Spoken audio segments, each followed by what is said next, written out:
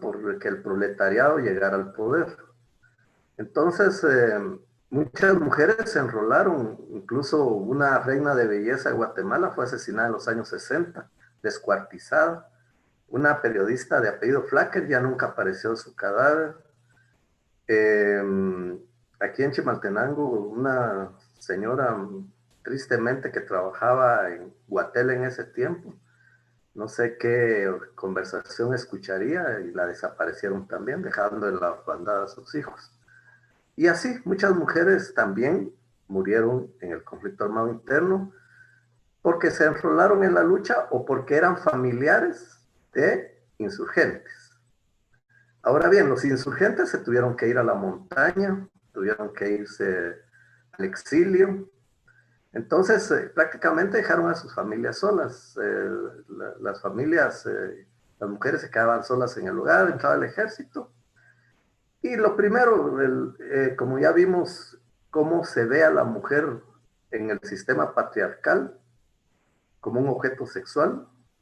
Entonces, lo primero es que apartaban a las más bonitas, a las jovencitas, y las violaban. Y cuando estuvo la política de tierra arrasada, una política desastrosa porque acabó con comunidades enteras, mataban a los hombres que encontraban ahí, niños, mujeres ya grandes, y dejaban a las jovencitas para objetos sexuales y para servidumbre. Cuentan las historias de esos tiempos que las ponían a bailar en la noche, las violaban, y ya cuando se iban a retirar de la población eran asesinadas.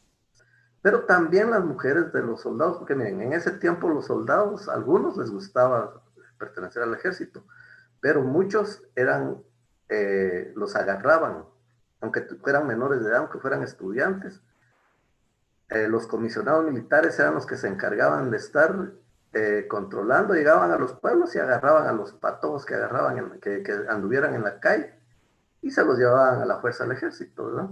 Entonces muchos ya eran casados, dejaban también a sus mujeres solas, y entre ellos mismos, los patrulleros de autodefensa civil, los soldados que llegaban de Franco, también ya se aprovechaban de las mujeres. O sea que la mujer ha sido durante la historia en Guatemala muy maltratada, muy discriminada y utilizada o vista como objeto sexual. Entonces, esa fue la triste historia. Ustedes tal vez en su investigación van a encontrar algo. Me gustaría que encontraran algo en sus investigaciones sobre mujeres prominentes que dieron su vida en ese tiempo. No le voy a echar toda la culpa al ejército, también por parte de la guerrilla, también hubieron algunos desmanes, pero definitivamente el Estado es el violador de derechos humanos, ¿verdad? Entonces, con eso pasamos, dejamos a la mujer durante el conflicto armado interno, solo para que ustedes agarren un poco de conciencia de lo que le pasó o vivió la mujer en esos 36 años, que fueron más, pero ya de armado son 36 años. Entonces,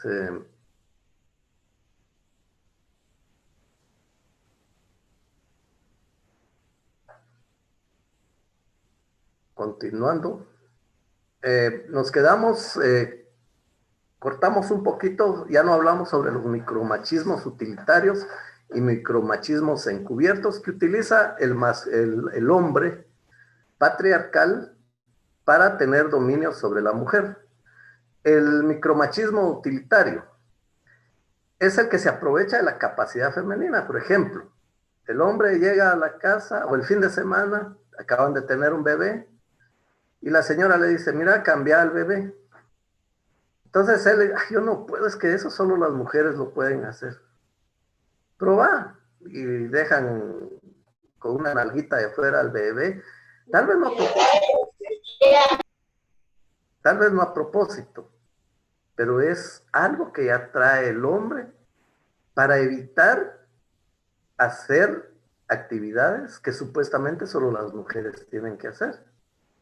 Mira, ayúdame a barrer y a trapear. Ay, fíjate que yo dejo sucio. Mira, no, se hacen como que no pueden o realmente no pueden trapear. Cosas ese es el micromachismo utilitario y no se dan cuenta las mujeres, ay, pobre mi marido, a él no le enseñaron a cambiar a un bebé, a él no le enseñaron a cocinar.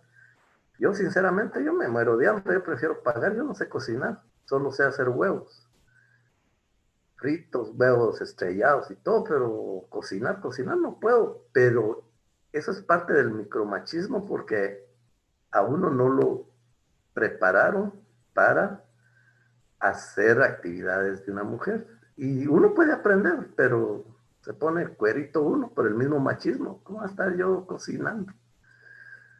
Ese es el micromachismo utilitarios. Los micromachismos encubiertos también se aprovechan de la ingenuidad o la credibilidad o la confiabilidad de la mujer hacia el hombre. Por ejemplo, tal vez la señora no tiene deseos. Estamos hablando de pareja, ¿verdad? Porque estamos enfocándonos más en la violencia que sucede dentro del hogar. Aunque también, como vamos a ver en los ámbitos, también se da violencia contra la mujer en el ámbito público. Pero ahorita estamos más que todo en el ámbito privado, de que la esposa está cansada del trabajo del hogar o tal vez es profesional, maestra, enfermera, llega a trabajar y todavía. Y el esposo quiere tener relaciones maritales y ella no está cansada. Entonces viene él y le dice, mira, entonces si te engaño, si consigo otra mujer ahí es porque tú no me quieres satisfacer, ¿verdad? Entonces la mujer en su credibilidad, en querer mantener el hogar bien, accede. Ahí se está aprovechando, son micromachismos encubiertos, se les llama eso, ¿verdad? Entonces, o la señora está cansada y él llega con el jefe o con un amigo, danos de cenar, porque mira, él, yo sé que tú cocinas bien delicioso y la pobre señora tal vez solo hizo para los dos. O sea, son tan, por eso se llaman micros, no se ven, no se detectan, pero el hombre se está aprovechando de la mujer, está dominando con sutileza o por la educación que ha tenido. Eh, ¿Dónde se materializa la violencia contra la mujer? Esto no es solo dentro del hogar. Cuando es dentro del hogar le vamos a llamar violencia intrafamiliar. Esta es una clase de violencia interpersonal. Se puede dar en el ámbito privado y en el ámbito público. La violencia intrafamiliar, la que se da dentro del hogar, la más silenciosa, es la que se da en el hogar, se le llama ámbito privado. Y la que se da en el trabajo, en centros educativos, incluso en el ámbito religioso, ese ya es en el ámbito público.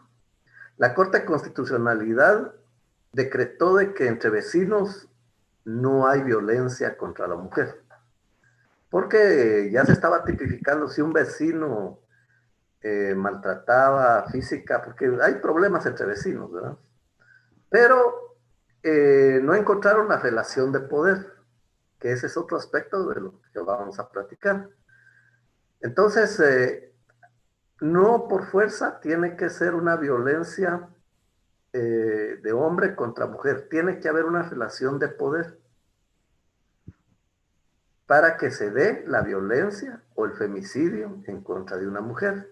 También entre novios, ya la Corte de Constitucionalidad decretó de que ya no hay violencia contra la mujer, aunque hay noviazgos tóxicos, eso es lo que yo no entiendo, hay noviazgos tóxicos en que desde ahí si la mujer se da cuenta de que el hombre es violento y todavía así se quedan con ellos, se casan y ya después vienen las consecuencias. Entonces, pero hay novios que, bueno, aquí vamos a generalizar, novios y novias que siguen acosando a la expareja, pero en este caso solo nos vamos a referir a las mujeres que ya no quieren tener nada con el ex y el ex va de hostigarlas, va de amenazarlas. Entonces ahí sí no estoy muy de acuerdo que hayan decretado que entre novios no hay violencia contra la mujer, porque hay hombres que son necios, o sea, o se obsesionan mucho y tal vez la señorita ya tiene otra relación y miran cómo le arruinan esa relación, incluso con los mareros. Hay mareros que han matado a señoritas porque no les han hecho caso de tener una relación. Entonces, de noviazgo, algo más, ¿verdad? El decreto que yo les pedí que tuvieran hoy es el 22-2008, la ley contra el femicidio y otras formas de violencia contra la mujer, porque es para que empiecen ya a subrayar en su artículo 3. Ahí va a definir el ámbito público y el ámbito privado en varios numerales que tiene el artículo 3. ¿Cómo lo va a definir? El ámbito público dice que es aquel que comprende las relaciones interpersonales que tengan lugar en la comunidad donde viven ustedes, colonia, barrio, aldea, caserío, pueblo, zona, y que incluyen el ámbito social. Eh, para que haya una violencia en el ámbito social tiene que haber una relación muy, suponiendo que una señora vive sola y el vecino es muy dominante y la empieza a acosar, a hostigar. En ese caso tal vez sí eh, le darían lugar a una demanda, perdón, no es demanda, en penal no existen las demandas es en civil, ¿oyeron? Bueno, una denuncia de una mujer en contra de un vecino para que sea violencia contra la mujer. En lo laboral, ahí sí no hay pierde. Ahí el jefe o un compañero puede ser acusado por violencia contra la mujer si está intimidando, acosando, cualquier tipo hostigando a otra compañera o a la subordinada. En lo educativo también. Más que todo en la universidad ya es raro que las señoritas se dejen, pero han habido casos de catedráticos, de docentes, incluso de compañeros que tienen cierto poder en el grupo y que se aprovechan de ese poder que tienen para hostigar, intimidar, acosar a las mujeres. En lo religioso también se da, ¿verdad? Un sacerdote, un pastor que intimide, que acose o que quiera dominar a un feligrés de su congregación. En la religión maometana ahí definitivamente, pero ahí no tienen esta ley de violencia contra la mujer. Ahí la mujer es un cero a la izquierda. Imagínense que ahí hasta permiten el matrimonio pedófilo. Desde niñas, desde el que nacen ya las tienen apartadas para cierta persona y hay los que tienen dinero se pueden casar con niñas de 7, 5, 8 años y pueden tener las que quieran. Netamente patriarcal, ¿verdad? Los famosos ¿cómo es? Harenes que tenían los árabes de tener muchas mujeres como objetos sexuales, ¿verdad? O cualquier otro tipo de relación que no esté comprendido en el ámbito privado. ¿Cuál es el ámbito privado? Bueno, ¿ya les quedó claro el ámbito público, compañeros? ¿Alguna duda con el ámbito público? ¿Estamos bien? Bueno, entonces el ámbito privado es el más triste, ¿verdad? Porque es el que se da dentro de la casa. Son las relaciones interpersonales domésticas, familiares o de confianza, dentro de las cuales se cometen hechos de violencia. Ya vamos a ver los tipos de violencia que pueden ser ejercitados en contra de la mujer. ¿Quién es el agresor? El cónyuge, o cónyuge, perdón.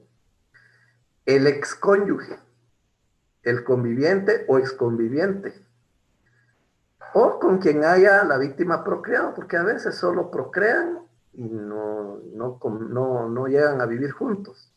Pero siempre está el exconviviente o la expareja, mejor, porque no convivieron, solo tuvieron un hijo o una hija, pero sin embargo él todavía siente que tiene poder o está acosando, o está hostigando, o está intimidando a la pareja.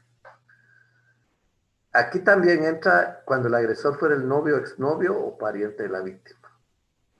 Entonces, ya en el ámbito privado tiene que haber una relación o en presente o en pasado. Nuestra ley protege aún las relaciones que sucedieron en el pasado. Por eso dice ex.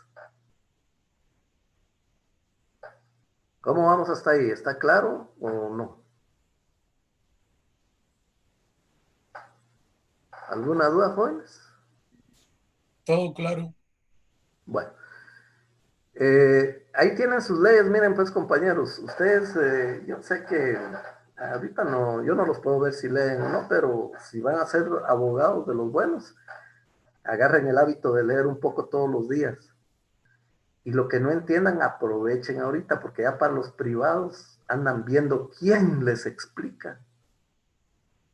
Entonces, ahorita es que ustedes tienen que salir de sus dudas. Y si yo no la sé, les digo, para la próxima yo averiguo con los especialistas y ya les tengo una respuesta.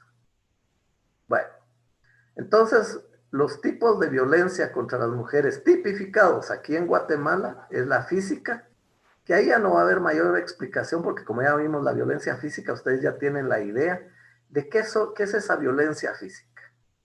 Son acciones de agresión en las que se utiliza la fuerza corporal directa. Directa es que de una vez se van con la manada, la patada, el pellizco. A veces no tiene que ser una agresión fuerte. Un simple empujón ya es violencia. Un simple pellizco ya es violencia, un aruñón.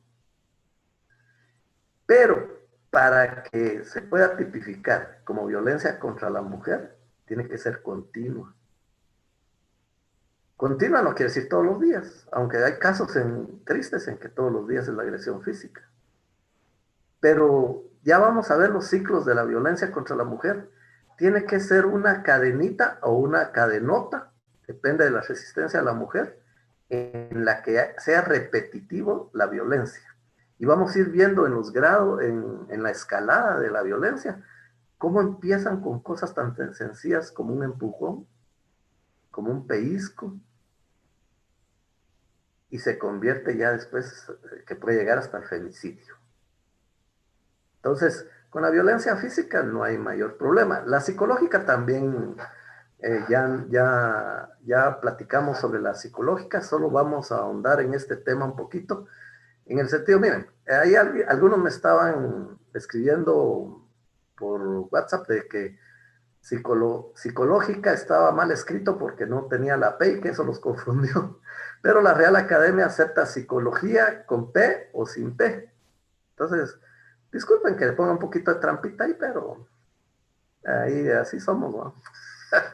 Entonces, sí, llevó a confusión a algunos, pero como estaban trabajando en equipo algunos, entonces ahí compensamos un poco. La psicológica. Entonces son acciones que pueden producir daño o sufrimiento psicológico o emocional, ¿verdad? Lo emocional es parte del daño psicológico. Pero la violencia psicológica que vimos anteriormente es a nivel general. Aquí lo vamos a enfocar solo en la mujer. Eso también les quería decir que también la ley no solo protege a la mujer, sino que a sus hijos y a sus hijas. Se extiende a las hijas la protección. Entonces, con el objeto de intimidar o menoscabar su autoestima, eso ya sabemos, jóvenes, que la violencia psicológica empieza con palabras que no son correctas decirle a una mujer, y ya esas palabras después se convierten en gritos. El asunto es que con el tiempo afecte a la mujer. Una gritada que se da en un momento de cólera no es violencia psicológica. Tiene que determinarse un daño emocional a la víctima por medio de un estudio psiquiátrico, psicológico, porque miren, es rara la pareja que no ha tenido problemas. y de vez en cuando el hombre le grita a la mujer y la mujer, pero si no le causa daño emocional, no es violencia psicológica, porque a veces la mujer grita más que el hombre. El problema es ya cuando va con intenciones de menoscabar la autonomía de la mujer, de dominarla. Ahí sí ya es violencia psicológica.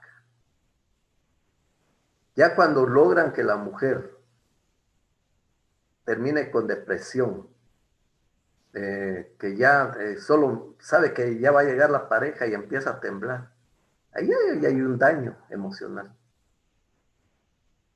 Tenemos la violencia económica, también se le llama violencia patrimonial. Miren, ahorita no da tiempo porque ya se me va a terminar el tiempo de explicarles bien, léanlo despacio. Pero miren, solo con el hecho de que un hombre le esconda su DPI a la esposa, le queme su ropa, o la saque de la casa, o porque se separaron ya él, como está su nombre, la casa la vende, o quiere controlar si la mujer trabaja su dinero, o si la mujer no trabaja, le condiciona las cantidades de dinero. Mira, si la casa está limpia, cuando yo venga, sí te voy a dar tanta cantidad de dinero. Si me satisfaces en las noches, vas a tener... Eso ya es una violencia económica, porque está degradando a la mujer. Y la violencia sexual. Lástima que ya el tiempo no nos va a dar más, pero en la próxima clase vamos a tratar de abarcarla. La violencia sexual, jóvenes, es tan humillante que hay mujeres que hasta se han suicidado por eso, por la humillación sexual que han tenido de parte del esposo, de la pareja, del hermano, de los papás. Lo que quede bien claro, jóvenes, que el sujeto activo siempre va a ser un hombre y el pasivo una mujer. En otros países, incluso el sujeto activo puede ser otra mujer, pero si existe esa relación de poder. En Guatemala no, en Guatemala siempre el sujeto activo, o sea, el agresor, va a ser un hombre y el pasivo, la que recibe la agresión, va a ser una mujer.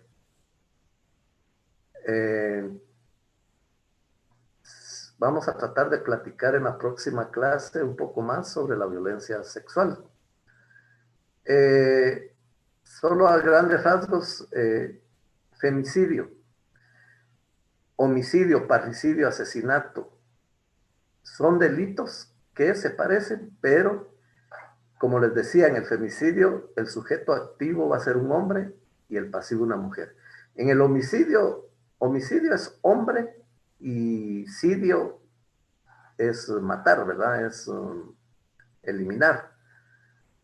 El homicidio es en general, vamos a platicarlo despacito la próxima clase.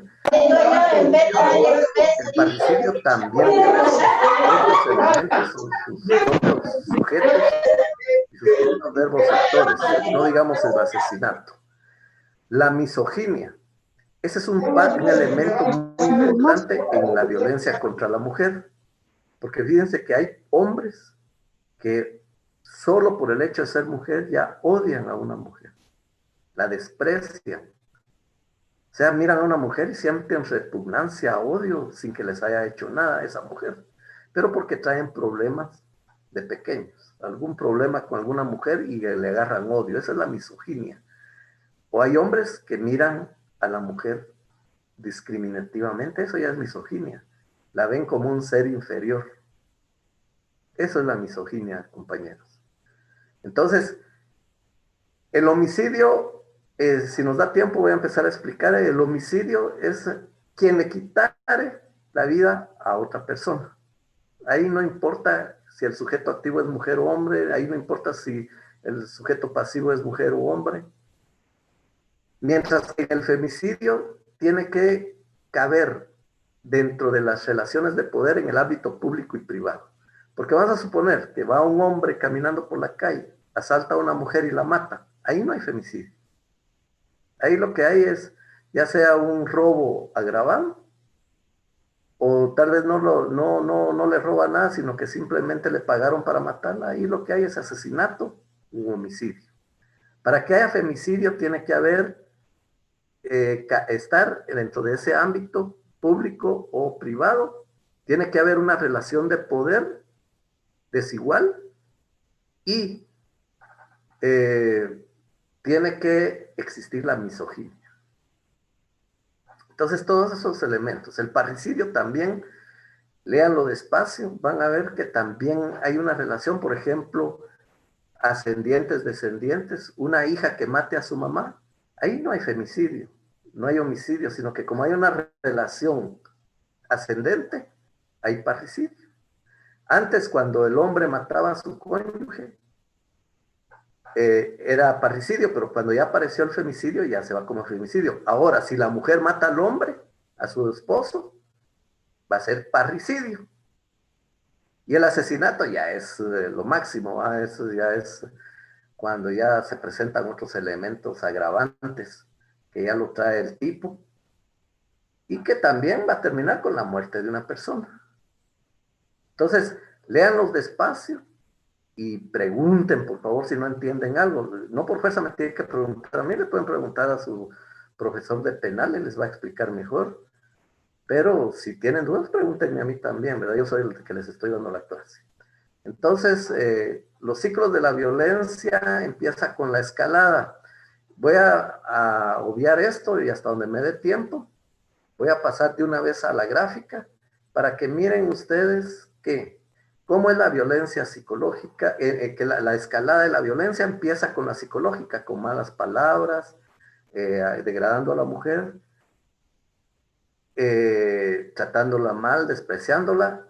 De ahí la escalada sube a lo verbal. Ya empiezan los gritos, las palabras ofensivas. No por fuerza llevan esta escalada, estas mismas graditas se pueden saltar. De la psicológica de una vez se pueden saltar a la violencia física. O de la psicológica de una vez a la sexual.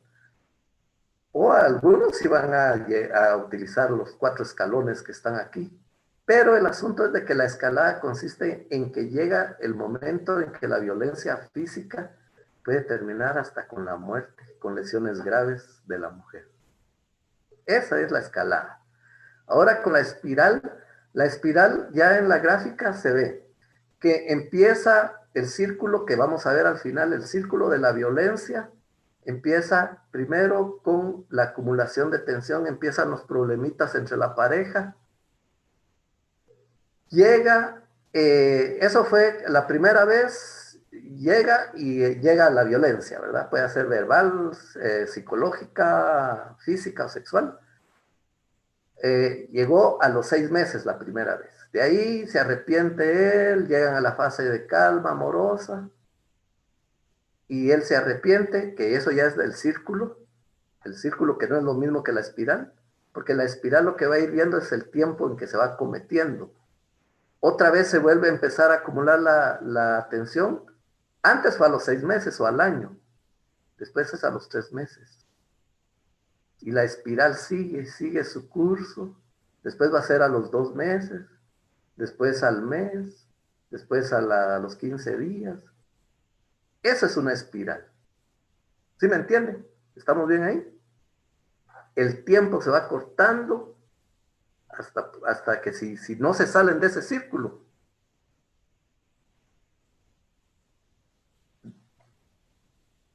de este círculo, miren, si no se salen de ese círculo, pueden llegar hasta la muerte. Ahí está el círculo. Empieza con la fase de tensión, cuando el hombre está enojado y tantas cosas. Utiliza la violencia, después viene el arrepentimiento, después viene la luna de miel. Ahí es donde las señoras se arrepienten de ir a denunciar. Dicen, ¿para qué voy a denunciar? Mi esposo ya está arrepentido. O se animan, vamos, ya, miren, por el tiempo ya no les puedo enseñar